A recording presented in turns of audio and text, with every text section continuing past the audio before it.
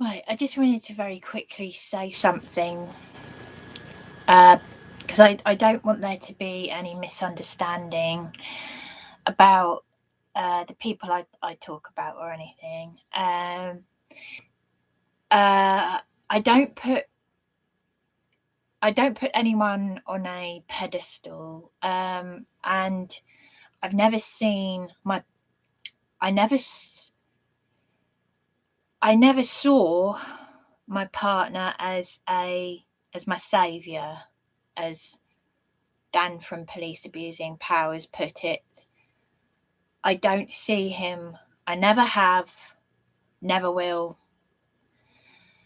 Same way with Juliet, my lady witness. I don't see anyone as... I never put anyone on a pedestal, even when I talk them up. So I don't want there to be any misunderstandings, because that would just be weird and it's wrong. And I treat everyone the same. I treat everyone the same under the sun, under Yahweh. We're all the same. I'm just saying that credit where credit is due.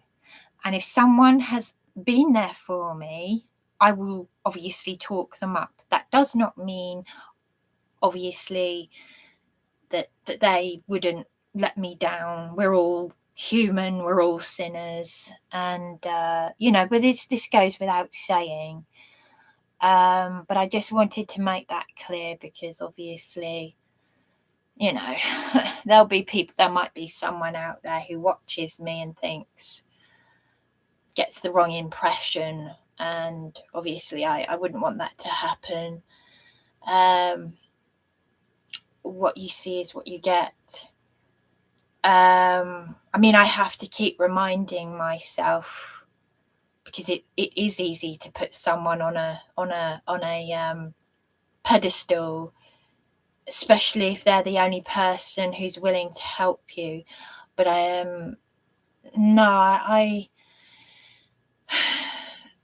it's like when my godmother was horrible to me, and she said, you only see the good in people. Well, actually, that's not true. I want to see the good in people. In actual fact, I've been described as very pessimistic. So, people can't make their minds up about what they think about me, because I'm neither one thing or the other. But Juliet, I will keep talking about her, because she is the only person who has helped me and is willing to help me. And those that have failed me, I will, and again, no misunderstanding either with the fact that I'm not a bitter person as well. Don't see any misunderstanding with that. As I've said, I'm constantly reminded that I am a survivor, and just to survive one of those things is a testament to myself, to me. This is my Dear Diary kind of thing. I'm saying me surviving is just one of those things. So what I'm trying to say is, don't get me wrong. Two things. I don't put anyone on a pedestal, in the same way that I also don't, I'm not a bitter person looking for revenge. Okay, credit where credit is due, and nip it in the bud wherever there's evil, and expose it for whatever it is. That's it. And I just wanted to quickly finish by saying, I just thought I'd say this a few hours ago, because I forgot to say it in the last live stream. I heard, and again, I'm not like virtue signaling or anything. I heard someone cry out there, excuse me, and it could have been a man or a woman. How would you know? Because a man or a woman sound the same when they're crying out. When a man or a woman are crying out in pain from the heart, it sounds the same. If you've ever heard a man or a woman wailing in pain or on the TV, it sounds the same. I'll just get rid of that. It sounds the same. And it was a wailing. It was like I've made that noise myself on a few occasions. Wailing, a crying out. And it sounded like they were crying out someone's name. Maybe someone had died, or a partner was abusing them and had walked away. That probably could be a woman, because it's usually a woman, so I know what that feels like. It sounded like a bereavement or a pain. They were calling out a name. They were calling out to someone anyway. Like, you know, like from deep within the pit of their stomach, from deep within here, deep within, a wail. I suppose that's what it will sound like in these last days. A weeping and a gnashing of teeth. There'll be a lot of that. And I heard that, and I'd already been crying to myself. So I quietly said a little prayer to the Father. But yeah, so I just wanted to say that. Also,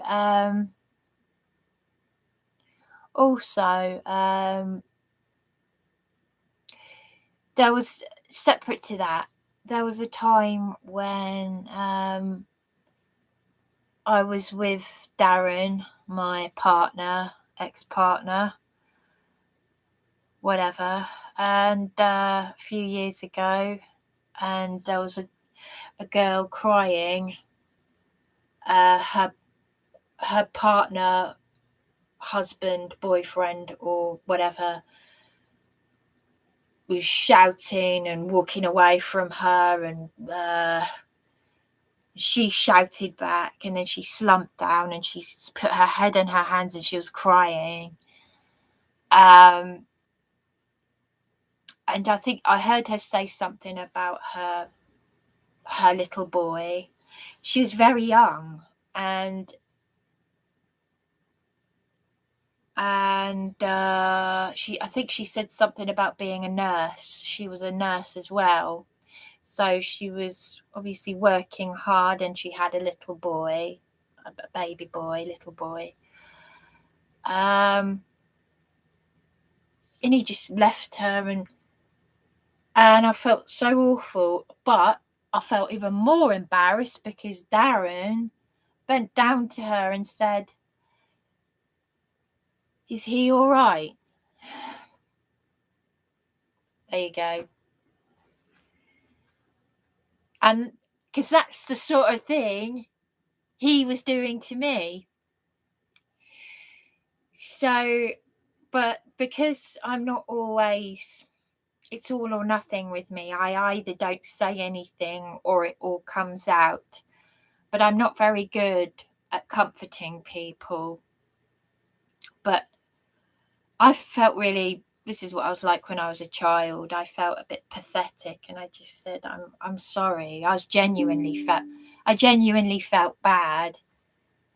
But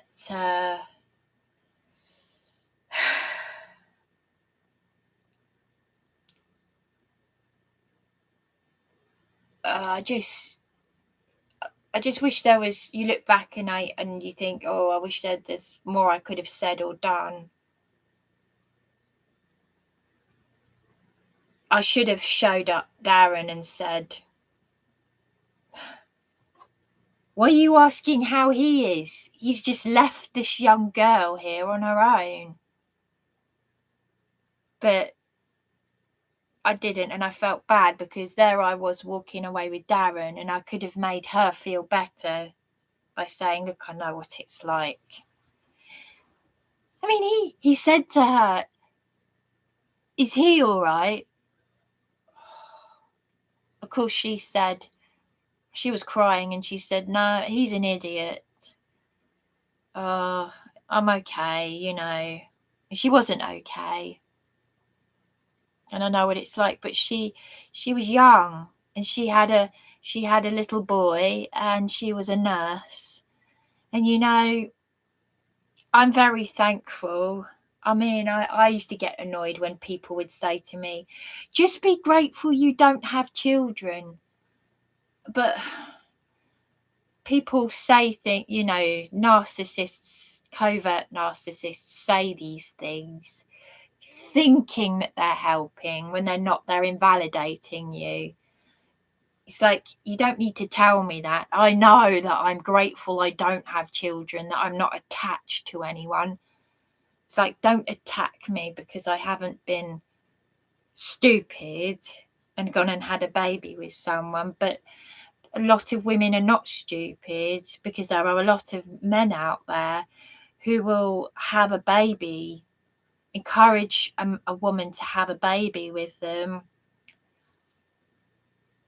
Oh, not you know, trying to romanticize about it to the woman, but they only want a baby with them for evil purposes, so that they will rely on that narcissistic, insecure male, so that they will be reliant on them, you know, financially, even more so emotionally, you know, because that's what narcissists do. And Darren, if you're watching,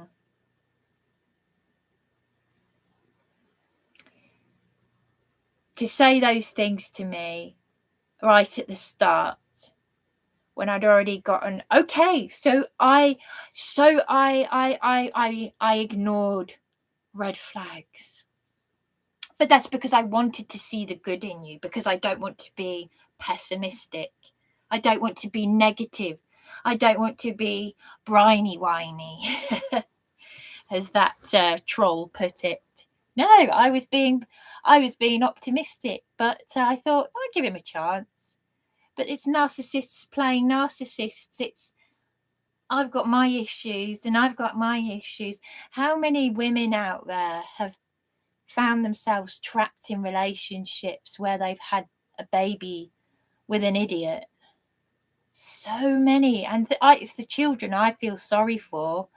That idiot Sherelle Clark, who was mugging the elderly with her mother, released from prison to terrorise me in my home, which I've fled, only to go and do it again. And the BBC have mentioned it. It's been on the MSN News. They went and did it again. They mugged the elderly violently, left a man traumatised to leave his home. She was laughing about it. So women, don't get me wrong. There are women who are just as bad as the men. Because at one point, while she was just causing havoc in that property, she said, oh, I don't get to see my kids anymore. No. I said, excuse me, your children have got nothing to do with me. I was being very, very careful, because she's a dangerous criminal in my council shared home.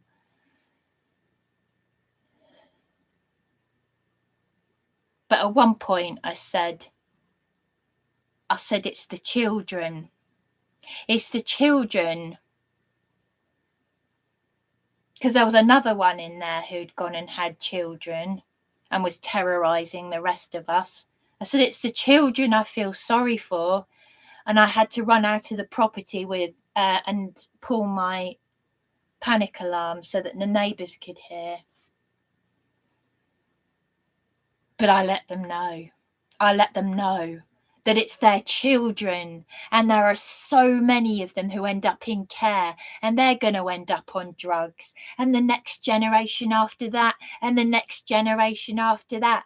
There is no future. But you, each and every one of you who watches my live streams, each and every one of you, you're just as responsible. Each and every one of us are responsible for what happens.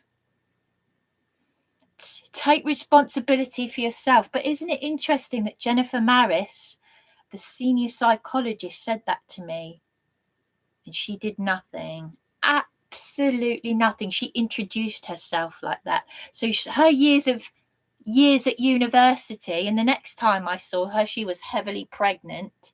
This is a senior psychologist at St Mary's House. The building that exploited me when my mother was dying, where the police dragged me in handcuffs and assaulted me. And I've had cell doors slammed in my face when all I've done is say, "Do you have children?" And they've got the cell door and they've slammed it in my face. 25 years each in prison, malfeasance of office. So yes, humility where humility is due. Well, actually, I'm maintaining that humility, but I'm speaking out about what has to be said and what has to be done. And it's not about putting someone on a pedestal. It's not about bitterness and jealousy. It's about telling it how it is. Anyway, that's all I wanted to say. It took a bit longer, but I kind of elaborated because there were a couple of things I wanted to add to that. But the main point I wanted to make was I'm not putting Juliet on a pedestal, and I'm not, because obviously I talk about Juliet a lot, but she's going to know that, and I hope if she's watching this, I'm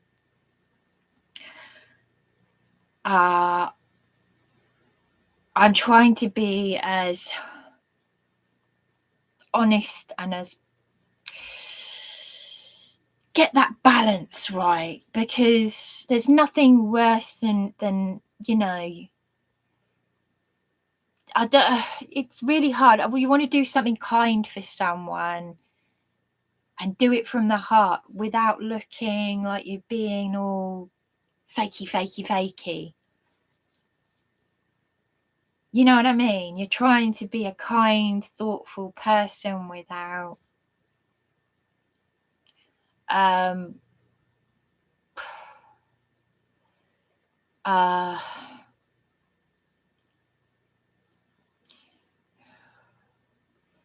I think we're all allowed to blow our trumpets. If you've got a trumpet to blow it. Let us hear about it. But you can do it in a humble way, you know, without looking sort of, woo, look at me. And it's good to be able to laugh at yourself. So I don't need to explain myself to anyone, but I just wanted to put that out there. Yeah, I am covering my own back, of course. You know, I don't want to look stupid. So, I'm just telling it how it is, because I don't want Juliet to think, oh, is it? Oh, I know she doesn't. I mean, no, she's you know, but I can say this to her face. So, because if you keep mentioning one person, I just don't want them to think, oh gosh, she keeps talking about me. And I'm going to say this to her, whether she watches this live stream or not. I've got that discernment. So, yeah, you know, she's still human. She could still upset me. Any human, I could upset her. And it's trying to get that balance right, because what often happens is when I'm angry about something, I then say, I'm sorry. And then I'm like saying to the call handler, even if it's someone professional from like the legal ombudsman, And then I'm getting angry while I'm saying sorry. Oh, I'm not sorry. And then they might think I'm mad. But that's PTSD, that's trauma, that's the people pleaser coming out. That's years of narcissistic abuse. So what I'm doing is I'm fighting back. I'm doing what I know to be right. And I don't have to explain myself, but I do want to just put it out there that I'm not putting anyone on a pedestal, and I'm not saying that anyone is, I'm not like bitter and jealous. I'm angry, and you're not seeing that anger. I'm just doing my live streams in obviously a professional kind of way, without obviously showing the emotions, because obviously if people were to see how I really feel, they'd see me shouting and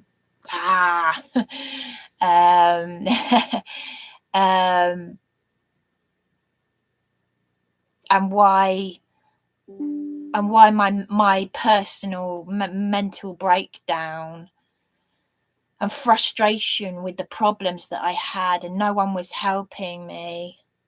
Because Darren said to me, I was outside the council, Bryony, with my dad, saying, why won't anyone help? He said, you should have seen me scream at the top of my voice. Why won't anyone help, Bryony? But now I don't know about what Darren's been doing because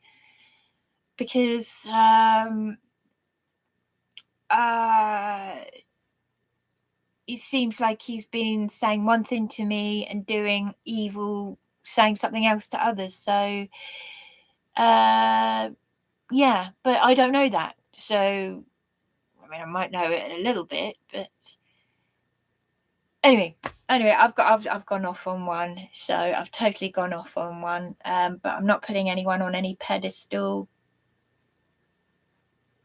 Anyway, that's just basically it. I'm